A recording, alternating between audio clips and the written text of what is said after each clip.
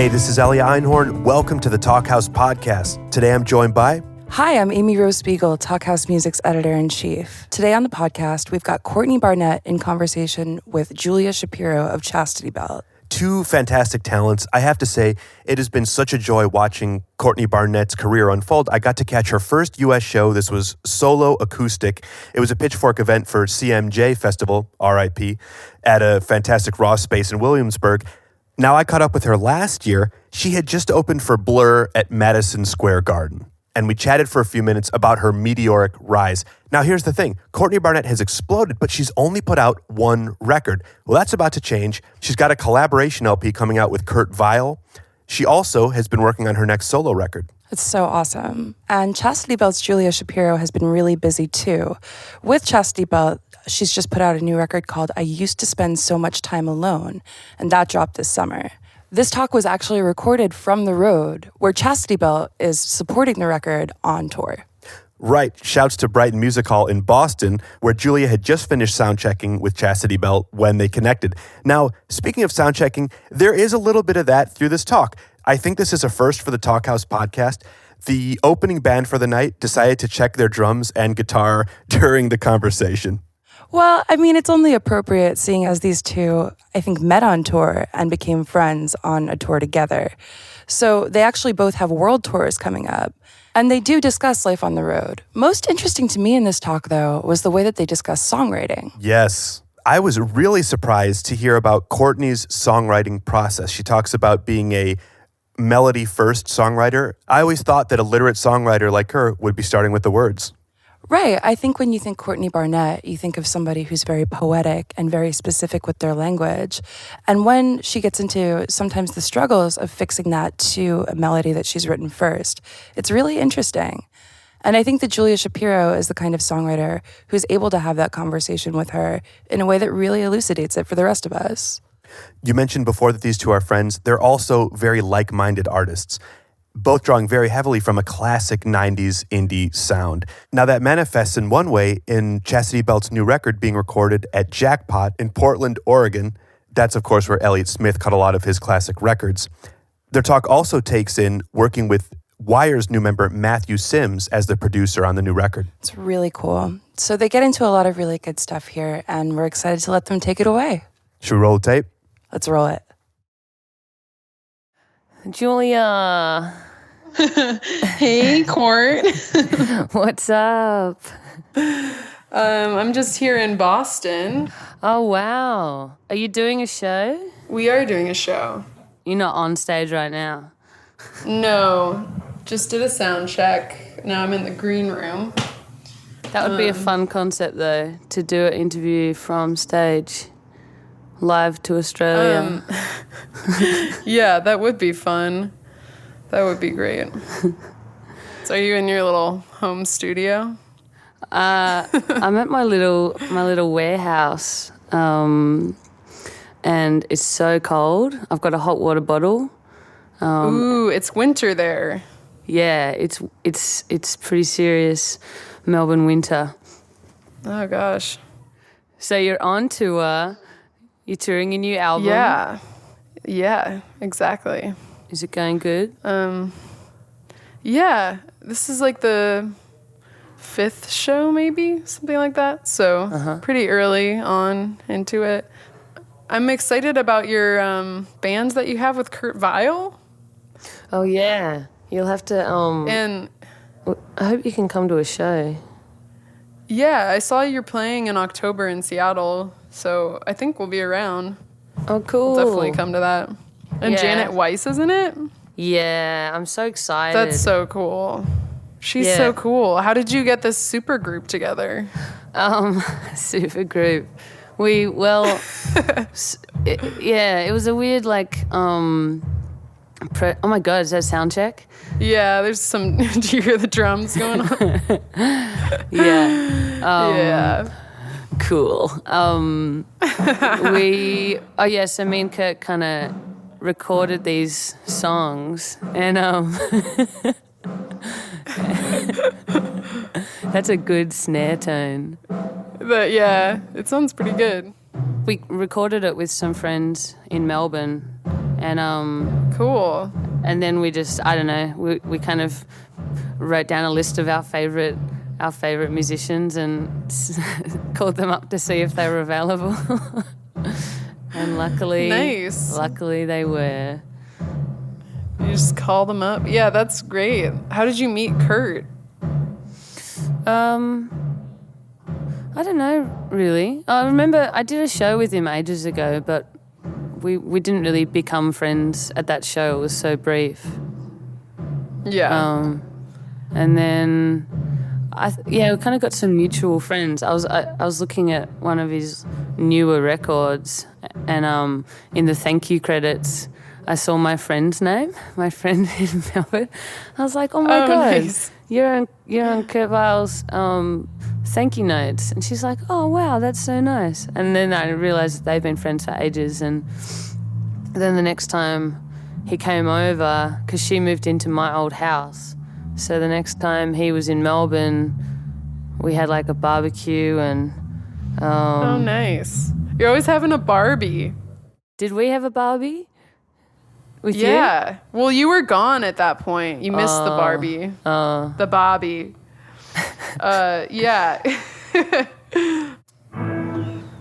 Ooh. Yeah, we got some guitar tones going on. It sounds like a Fender Jaguar. Could be. Yeah. Yeah, you're really picking up on that tone. Yeah, I can spot it. It does Spot it sound a mile away. probably a Jaguar. Sounds like a Jaguar. You know, I've been in studios where people are like, yeah, that's like this specific kind of amp. And I'm like, how do you know that? How can you tell that from listening to That's crazy. a sound? It just sounds like a guitar. Yeah.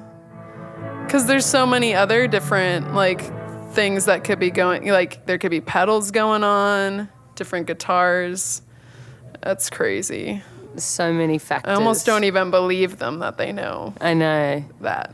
Yeah. But who knows? Yeah, I feel kind of dumb about gear.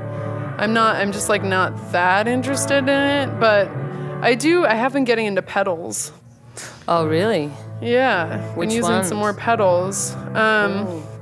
See, like, I don't even know the names of them, but I, like, know the names. I don't know the brand or whatever. Oh, yeah. I have a distortion pedal, just your simple, like, overdrive. Classic. And then classic. And then I got this other one it's like a heavy metal pedal. Oh, It's like the cheapest pedal. It's so cheap. But I think I have one. Oh, no. Is it Metal Zone? I have the Metal Zone. I'm pretty sure it's called a heavy metal, and it's like black, and it has this kind of like chicken scratch metal red, like bloody font going on. Oh, cool. But yeah, I use that on a couple songs, mostly just to create some feedback, or like it's pretty nice if I want to do like finger tapping. Do you ever do that? I saw you do finger tapping on that last tour. I was like, what have I missed? You're like a shred doctor now. I feel like I started doing it as a joke, and then it was so fun that I just kept doing it. I've never done it. I don't know how to do it. I'll get some master classes. It's pretty easy off if you just need like a really loud pedal, and then it's just basically like hammer-ons. Yeah. I don't know. I always feel pretty dumb doing it, but it's so fun that I have to keep shredding. That sounds good. Don't ever stop. Yeah, I feel like how many songs could I have with tapping in it though? Just like every song. Do a whole album. I don't. A whole album of finger tapping. Every song ends with me, with me finger tapping. I recommend trying it. I think you'd be good at it. I'll give it a go. I've been doing... It's like you don't use a pick, so... Oh, yeah. There, frees up your whole hand. I'm halfway there. Yeah. I've been messing around with like tunings and different... Oh, yeah. Like weird strings, and I just started using this tuning for a bunch of new songs that's like I don't know, the bottom string is like a C sharp. And I don't know, the rest of it is down that much. I kind of did it, dropped a lot, but then some of the strings are off as well. I don't really know what it is, but it sounds really cool. It's fun to experiment with different tunings. Yeah. It just, and because I was doing a whole bunch of writing, so it kind of, it just, you know, inspired all these different songs came out of it. Because you know how your fingers kind of always do the same thing. You always go to the same chord and you do the same like finger tapping solo. So yeah, it really like it's a nice way to break away. Yeah, break away from your patterns. Yeah, I've only really written a couple songs in drop D, and then there's like a drop D one with like, it might have just been like open D chord. Oh yeah. But I haven't gone too far beyond that. I've been doing that thing lately of like, when I've been struggling with writing, just being like, maybe I need a new pedal to write this song. Yeah. You know? I think it can definitely help. Like, I don't think it helps. Some I think it's a inspiration. bad trap. It is a trap to fall into. I think it's dangerous.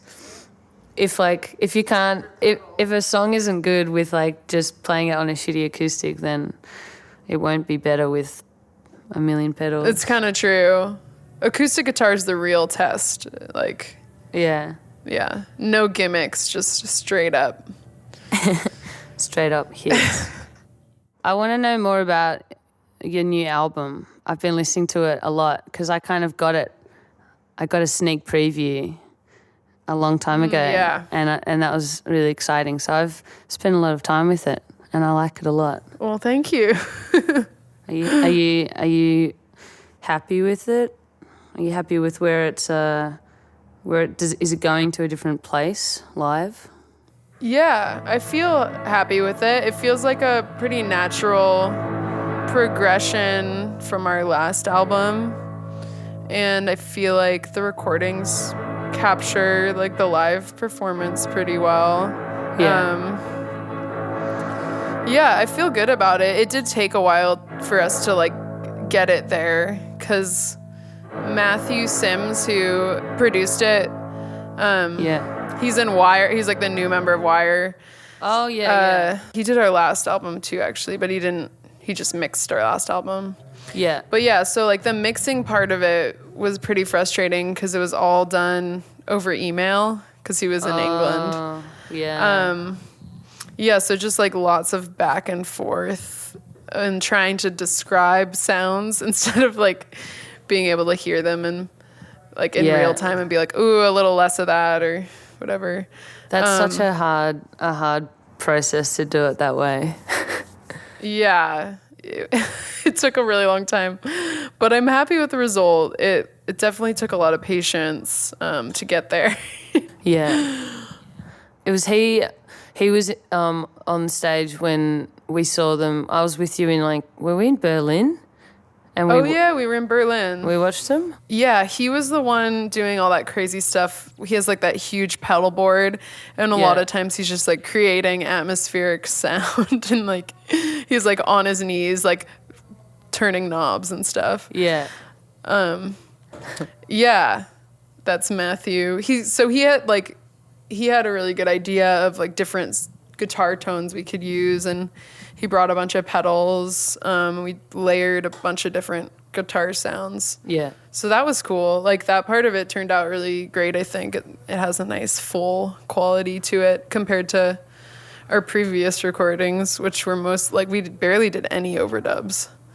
I find it so hard, like communicating just putting those kind of thoughts into words, like about sounds and all that kind of technical stuff. It's such a weird, I don't know, mixing and recording is so strange like that. Yeah, I feel like we're pretty poetic about how we describe how we want it to sound, but usually it makes sense. I feel like I've like picked up some terms just from doing this process a few times. But yeah, it's still hard. It's hard to describe something Yeah. that's not like visual at all. Yeah. Yeah, I know. So my favorite song on the album is Different Now. Is that what it's called? That's it, yeah. Yeah. I really love that song a lot. Thanks. I feel like, you know, when people like say to people that I feel like you wrote that song for me, to me. That's what I feel like when I listen to it. I feel like a creepy fan. That's really sweet. I feel that way about like so many songs that you've written. So that's cool. That's cool. It can go both ways. Oh, that's good. That's less awkward. Yeah. That's nice. No, I though. mean, before I even met you, I was like, oh, we could be friends. Just from listening to your lyrics, I was like, oh yeah, she gets it. Oh, that's good. Good connection. Yeah. Yeah. Relatable content. Did we become friends in Seattle?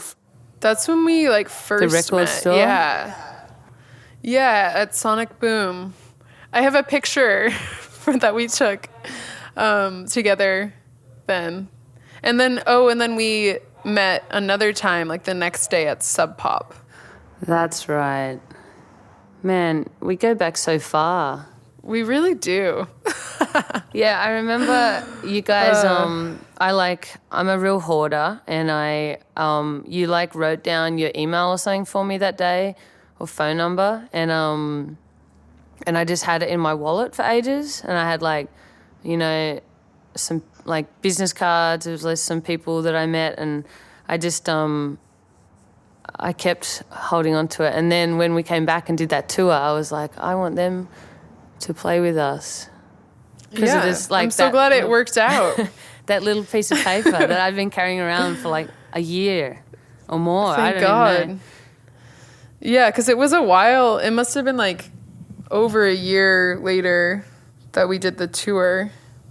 Yeah. Yeah. Yeah, it must have been ages. And because What a tour. I think on the piece of paper it was like, you were like, you guys should come skinny dipping with us. And maybe you wrote that on the piece of paper, and I'd always like look back at it and be like, what? Why does it say? I don't think we said skinny dipping. You did. But that is kind of what we meant. We were like, we'll go night swimming. Like swimming at night in the lake. No, Because we you were said really into skinny that dipping. summer. Really? I wouldn't make it That's up. kind of embarrassing. I wonder Maybe if it you was still night have that swimming. paper. Oh, yeah. I could check. See who's lying. I'm excited to come back to America. I miss it. Yeah. When does the tour start? October, November. And then I'm having my 30th birthday in Philly. You should come. Oh, wow. Oh, do you Isn't ever it show so that weird night? having your birthday on tour? Yeah, but it makes the vibe of the show a little weird, I would think. I've never played a show on my birthday, but I've been on tour. I was in Australia actually for my last birthday. So you're writing right now. You're writing music, right? Correct. Or did you already record? You haven't recorded yet. Oh, I did a bunch of recording in October last year. Oh yeah. And I was kind of writing and recording as I was going, and that was kind of, you know, with the idea of a new album in sight. But then, I don't know, I just kind of did a lot of second guessing myself and kind of freaked myself out, I think. So then, yeah, I had this bunch of songs. It sounds kind of cool, and I was like playing all the instruments, and it was fun and mucking around. And then I've been like writing more, and then we're gonna record. I'm gonna record with Dave and Bones in like next month. So maybe. Oh, cool. Yeah, it's kind of scary but exciting. Yeah. Where are you recording? Just around the corner. Oh, nice. That's the place that you've recorded before, not right? that one. Or is that it? is also Oh, okay. that is also just around the corner, but just around the other corner in in Northcote in Melbourne. So yeah, Nice. it'll be really cool. But yeah, I just have had troubles with lyrics. Like, you know, when you feel like you have nothing to say, but then the next day you're like, I can't fit all of these ideas into this one song. It's like both extremes. Yeah. I find lyrics to be the hardest part. Yeah. Sometimes they come out so naturally, but then for certain songs, I just can't find lyrics that work for them. like the idea of a song, or you know, like a story, or just It's almost actually like- putting words together. Yeah, it's almost just like the melody of songs. Some songs makes it harder for me to come up with something that sounds like not too cheesy or like, the right flow of words. I don't know. But yeah, I kind of find that like, at this point I'm like, I don't want to just keep writing songs about the same thing. Like, how many songs can you write that are like original ideas? It's a lot of pressure, you know? Yeah, I get what you mean. It's, yeah, I kind of, and I don't want to write like the same songs because it's boring. Yeah. For me, and it's boring for everyone else. So it's me most importantly. Yeah, definitely. But I don't know. It's been good. I've been writing so much. It's like I've been getting up every morning, and my good friend gave me a typewriter for Christmas, because we used to live together and we used to have like heaps of typewriters, and it was this, you know, little nice like joke thing that we had, and and so she got me one, and I've been writing on it every morning, just like you know, like a page or two of just whatever kind of like stream of conscious, I guess, like whatever comes to my mind. It doesn't really make sense, and but it's been really good, because I think I kept sitting down and like expecting this whole song to come out, Yeah. which just doesn't happen, and then I would get really frustrated and like really upset at myself. It was like, you suck. You suck at songwriting and all of that stuff. And then, I don't know, it's been good. So I've just got this like pile of paper on my desk. It's That's like, a cool exercise. yeah. I feel like someone told me that it's good to write first thing in the morning, like before you've done anything, because you just start off with like such a blank Yeah. slate, kind of. Yeah, I should try that. I feel like I want to just try new ways of writing songs. Just try something different. Yeah. You should try that. Yeah. A lot of times I'll just like look through. I have like a bunch of iPhone notes of just like weird thoughts. And I'll Yeah. look through those and try to kind of come up with something. They're my favorite, when it's like, you look at the date and it's like 3 a.m. on whatever. And it's Yeah. like this really like, you know, in the moment it was like really profound and this really big, like this big idea. And then you read it back and you're like, what?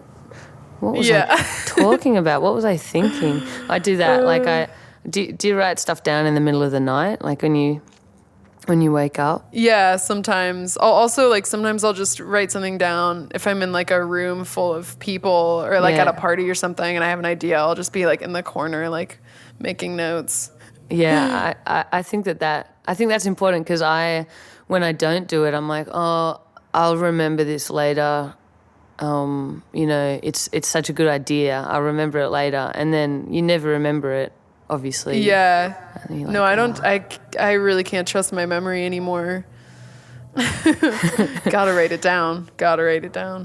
Yeah, But yeah, I do find that sometimes I'll be like playing a song and like writing some lyrics and being like, yeah, I have this. And then I'll come back to it a few days later and I'll be like, no, this is horrible. Yeah. I do that all the time, but that's the process, I guess, right? And then do you do the opposite ever though? Like that's the really satisfying one where you're like, oh, I've done nothing good today or whatever. Like this writing is all really bad, and then you read it back and you're like, actually, that's a lot better than I gave myself credit for. Or like you find something in there that I don't know is interesting and leads to something else. Yeah, definitely. So it's all I feel like worth it, even if it's happens shit. less often, but usually it's like I'll come up with a whole thing and then I'll maybe keep like one line. I'll be like, all right, Yeah, that's a good line. But yeah. Yeah, I feel like I've actually been writing a lot of like music, but don't have lyrics yet. Yeah. That's what I'm stuck on. So yeah, I feel like because I don't really think about it as writing, but it is writing. Yeah. Yeah, it's poetry, so. No. Yeah, I have a lot of all these songs I'm working on, they're all kind of structurally like done and the music is kind of done, and in fact I've like recorded half the music for them, and then they have song titles, but they just have no lyrics. They're like, I kind of have an idea of what they're about, but then it's like I've psyched myself out writing.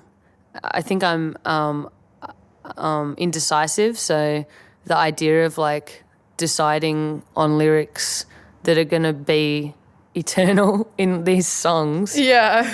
you know, on this stupid recording that like it exists forever, has psyched me out.